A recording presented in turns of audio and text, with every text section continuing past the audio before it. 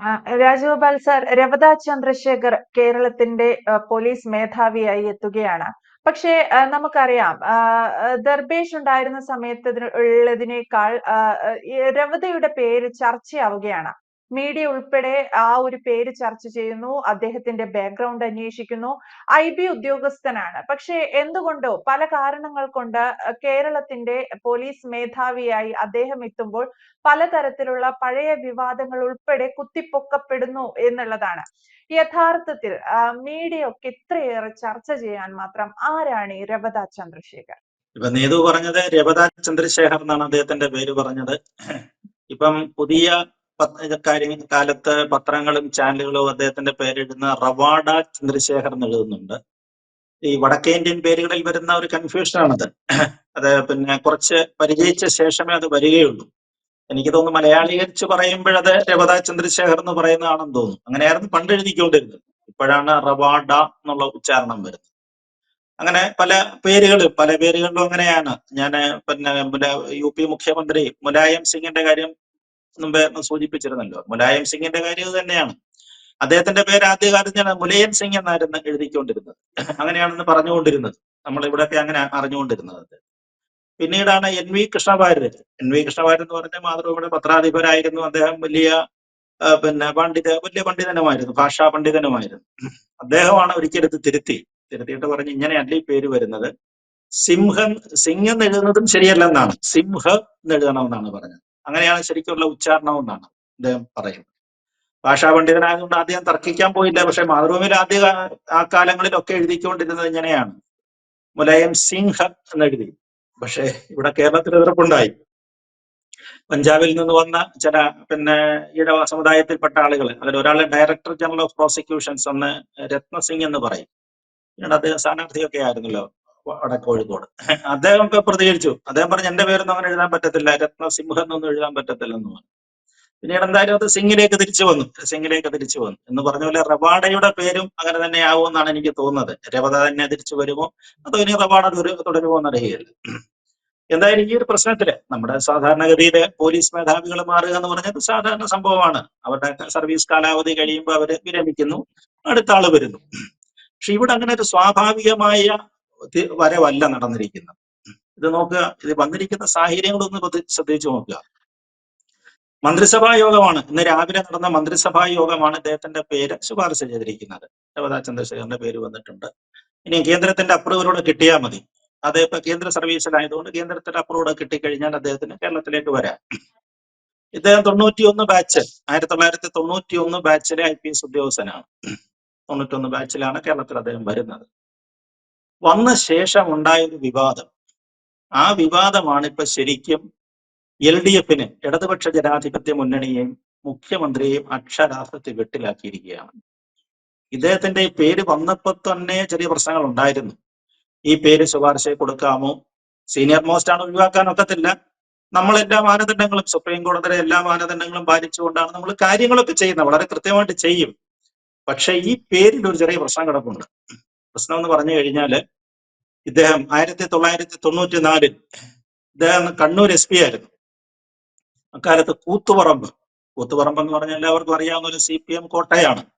അവിടെ നിന്ന് 50,000-നും 1,00,000-നും വോട്ടുകൾക്കൊക്കെയാണ് CPM സ്ഥാനാർത്ഥികൾ ജയിക്കുന്നത്. CPM കോട്ട എന്നൊക്കെ വിശേഷിപ്പിക്കാവുന്ന സ്ഥലമാണ്. പിണറായി വിജയൻ തന്നെ അവിടെ നിന്ന് മത്സരിച്ച് ജയിച്ചിട്ടുണ്ട്. ശ്രീമതി ടീച്ചറൊക്കെ അത് 60,000-70,000 വോട്ടിനൊക്കെ ജയിക്കുന്ന മണ്ഡലമാണ്. CPMന്റെ വളരെ ശക്തി കേന്ദ്രമാണ്. അവിടെ വെച്ച് ഒരു പോലീസ് വെടിവെപ്പ് നടന്നു 1994. ആ വെടിവെപ്പിനുണ്ടായ സാഹചര്യം എന്ന് പറയുന്നത്, അന്ന് പരിയാരം മെഡിക്കൽ കോളേജ് എന്ന് പറയുന്നത് സർക്കാരിന്റെ അധീനതയിലുള്ള സ്ഥലവും കാര്യങ്ങളും ഒക്കെ ആയിരുന്നു അവിടെ ഉണ്ടായിരുന്നത്. ഇതിനെ ഒരു ട്രസ്റ്റിന് വിട്ടുകൊടുക്കണം, അതായിരുന്നു അന്നത്തെ പ്രശ്നം. അന്ന് K. കരുണാകരൻ മുഖ്യമന്ത്രിയാണ്.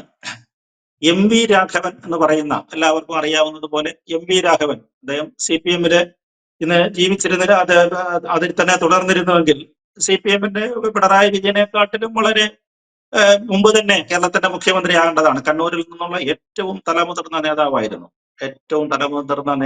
അതോടൊപ്പം തന്നെ ഒരുപാട് അണികള്, ആരാധകരുണ്ടായിരുന്ന ഒരു നേതാവായിരുന്നു അദ്ദേഹം. അദ്ദേഹം പറഞ്ഞതുപോലെ അദ്ദേഹം നമ്മളിപ്പോ പറഞ്ഞില്ലേ, ഒരു 10 ശിവൻകുട്ടിക്ക് തുല്യനായിരുന്നു അദ്ദേഹം. നമ്മുടെ നിയമസഭയിൽ അന്ന് ബഹളം വെച്ച ശിവൻകുട്ടി, നമ്മുടെ മന്ത്രി, ഇപ്പോഴത്തെ വിദ്യാഭ്യാസ മന്ത്രി ഉണ്ടല്ലോ, അദ്ദേഹത്തെക്കാളും ഒരു 10 ഇരട്ടി വീര്യമാണ്, 10 ഇരട്ടി വീര്യമുള്ള ആളായിരുന്നു ശ്രീ മീരാ രാഘവൻ. എന്തെങ്കിലും തർക്കം, വഴക്കുകള്, പ്രശ്നങ്ങള് പാർട്ടിക്കെതിരെ വന്നു കഴിഞ്ഞാൽ ഒന്നും നോക്കാതെ മുണ്ടും മടക്കി കുത്തിയെടുത്ത് മുന്നിൽ ചാടി അടിക്കണമെങ്കിൽ ഇടിയെങ്കിൽ ഇടി, എന്തിനും അദ്ദേഹം തയ്യാറായിരുന്നു. കാരണം പാർട്ടിയോട് അത്രയും കമ്മിറ്റ്മെന്റ് ആയിരുന്നു അദ്ദേഹത്തിന്. അങ്ങനെയൊരു നേതാവായിരുന്നു അദ്ദേഹം. വളരെ കണ്ണൂരിലെ വളരെ അതിശക്തനായ നേതാവായിട്ട് അദ്ദേഹം വളർന്നു വരികയായിരുന്നു. അപ്പൊ അതിനിടയിലാണ് ചില ബദൽ രേഖ എന്നൊക്കെ പറഞ്ഞ് ചില പ്രശ്നങ്ങളൊക്കെ ഉണ്ടായി അദ്ദേഹത്തിന് പാർട്ടിയിൽ നിന്ന് പുറത്താകേണ്ടി വന്നു.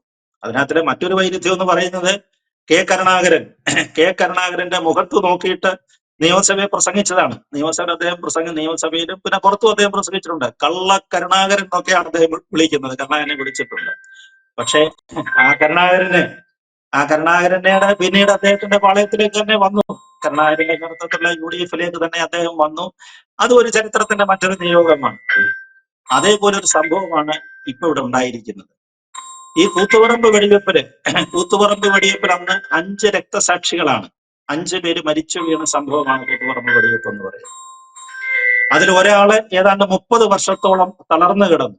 പുഷ്പൻ എന്ന് പറയുന്ന, നമുക്ക് എല്ലാവർക്കും അറിയാം, നിങ്ങൾ പുതിയ കാലങ്ങളിൽ അത് അറിഞ്ഞിട്ടുണ്ട്. പുഷ്പൻ എന്നൊരു സഖാവ് തളർന്നു കിടന്നുപോയി. അത് ഈ അടുത്ത സമയത്ത് 2024 മരിച്ചത്. DYFIയുടെ 5 പ്രവർത്തകരാണ് അന്ന് വെടിയേറ്റ് വീണത്.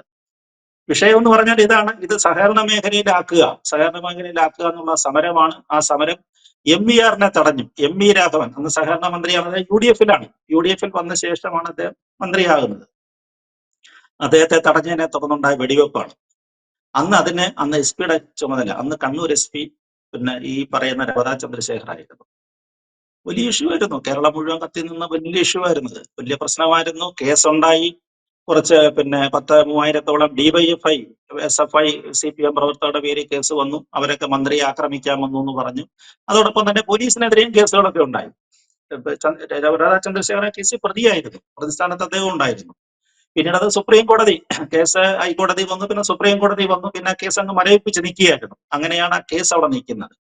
പക്ഷെ ഇപ്പോഴും അവരുടെ പുന്നപ്പുറ വയലാറ് പോലെ തന്നെ ഏറ്റവും രക്തസാക്ഷികൾക്ക് വേണ്ടി ഇന്നും CPM ആവേശത്തോടെ വിളിക്കുന്നതാണ് കൂത്തുപറമ്പ് രക്തസാക്ഷികളെ. അവരുടെ ഏറ്റവും വലിയ വികാരമാണ് 5 രക്തസാക്ഷികളോടെ അവിടെ പോലീസിന്റെ വെടിയേറ്റ് വീണത്. അപ്പൊ അതിന് നേതൃത്വം കൊടുത്ത, അന്ന് അതിന്റെ ചുമതലയുണ്ടായിരുന്ന, ഒരു പക്ഷെങ്കിൽ വെടിവെപ്പിന് ഉത്തരവ് കൊടുത്തത് അദ്ദേഹം തന്നെ ആയിരിക്കാം. സ്വാഭാവികമായിട്ട് അങ്ങനെ ആയിരിക്കും സംഭവിക്കുന്നത്. കാരണം അത്ര വലിയൊരു അന്തരീക്ഷമായിരുന്നു അവിടെ ഉണ്ടായിരുന്നത്. അങ്ങനെയുള്ള ആളിനെയാണ് ഇപ്പൊ സംസ്ഥാനത്തിന്റെ പോലീസ് മേധാവി ഏറ്റെടുക്കുന്നത്. ആലോചിച്ച് നോക്കി. ഇപ്പോഴ് ഈ തീരുമാനം വന്ന സമയത്ത് എന്റെ ഒരു അറിവ് ശരിയാണെങ്കിൽ, ഞാൻ വായിച്ച റിപ്പോർട്ട് പ്രകാരം മുഖ്യമന്ത്രി പിണറായിയിലാണ്, അദ്ദേഹത്തിന്റെ വീട്ടിലാണെന്നാണ് ഞാൻ ഇന്ന് രാവിലത്തെ വാർത്തകളിൽ നിന്ന് കാണുന്നത്. അപ്പൊ അവിടെ വീട്ടിലിരുന്നുകൊണ്ടാണ്, കണ്ണൂരിൽ ഇരുന്നുകൊണ്ടാണ് ഈ തീരുമാനം എടുക്കുന്നത്. മുഖ്യമന്ത്രിക്ക് വന്നിരിക്കുന്ന ആൾ, അദ്ദേഹം ചിലപ്പോൾ സ്വാഭാവികമായിട്ട് വീട്ടിൽ പോയതായിരിക്കാം.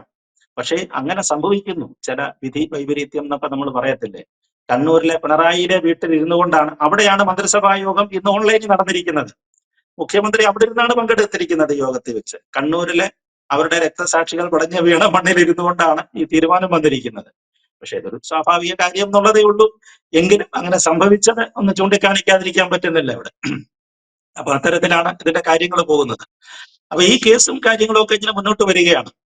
ഇനിയും ഇതിന്റെ തുടർ അന്വേഷണങ്ങളെ സംബന്ധിച്ചിടത്തോളം അങ്ങനെ വ്യക്തതയൊന്നും പിന്നീട് കേട്ടിട്ടില്ല. ഈ കൂത്തുപറമ്പ് വെടിവെപ്പുമായിട്ട് സംഭവപ്പെട്ട് പിന്നീട് അങ്ങനെ സുപ്രീം കോടതിയിൽ ആ കേസ് പുനർവിചാരണയോ സംബന്ധിച്ച് എനിക്ക് അങ്ങനെ കൃത്യമായ അറിവുകളില്ല. പക്ഷേ ഇവന് സംഭവിക്കാൻ പോകുന്ന പ്രശ്നം എന്ന് പറഞ്ഞു കഴിഞ്ഞാൽ, ഈ രവതാ ചന്ദ്രശേഖരന്റെ ഇപ്പോഴത്തെ ചുമതല എന്ന് പറയുന്നത് അവിടെയാണ് നമ്മൾ ശ്രദ്ധിക്കേണ്ടത്. മുഖ്യമന്ത്രി മറ്റൊരു കാര്യത്തില് ഈ പേരിനകത്ത് അദ്ദേഹം ആദ്യകാലങ്ങളിൽ മുഖ്യമന്ത്രി മാത്രമല്ല LDF പൊതുവെ ഒരു എതിർപ്പ് പറയാനുള്ള മറ്റൊരു കാരണം അതുകൊണ്ടാണ്. ഇത്രയും കൂടുതലായിട്ട് കേന്ദ്ര സർവീസിലാണ് ശ്രീ രവതാ ചന്ദ്രശേഖർ സർവീസ് ചെയ്തിട്ടുള്ളത്. ഇപ്പൊ അദ്ദേഹം മുമ്പേ സൂചിപ്പിച്ചതുപോലെ തന്നെ ഇന്റലിജൻസ് ബ്യൂറോയുടെ ചുമതലയാണ് അദ്ദേഹത്തിന്. ഇന്റലിജൻസ് ബ്യൂറോയുടെ ചുമതലയാണ്, അതായത് ആഭ്യന്തര മന്ത്രി അമിത്ഷായുടെ നേരിട്ടുള്ള കൺട്രോളിലാണ് അദ്ദേഹം നിൽക്കുന്നത്. വലിയ ചുമതലയാണ് അദ്ദേഹത്തിന്, വലിയ ചുമതലയാണ്. പ്രധാനമന്ത്രിയുടെ സുരക്ഷ വഹിക്കുന്ന SPG കമാൻഡോസ്, SPGയുടെ ചുമതല, അതിന്റെയും ചുമതലക്കാരനാണ് അദ്ദേഹം. ആലോചിച്ച് നോക്കി, അദ്ദേഹം ഇരിക്കുന്ന സ്ഥാനത്തിന്റെ വലിപ്പവും ആലോചിച്ച് നോക്കി. അത്രയും വലിയ ചുമതലയിലുള്ള ആളാണ്.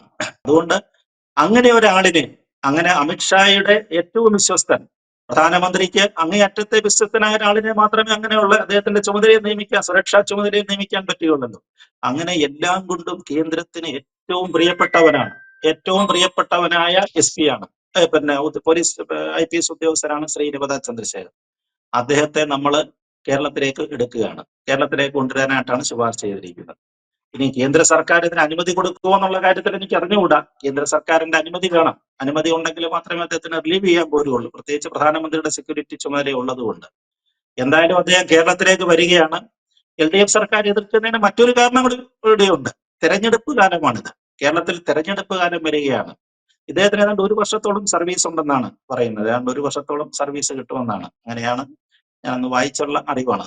അപ്പൊ അങ്ങനെ വരുമ്പോൾ 1 വർഷം സർവീസ് കിട്ടിയാൽ അത് അടുത്ത അസംബ്ലി തെരഞ്ഞെടുപ്പ് നടക്കുന്ന സമയത്ത് ശ്രീ രവത ചന്ദ്രശേഖർ ആയിരിക്കും കേരളത്തിന്റെ DGP ആയിട്ടിരിക്കുന്നത്.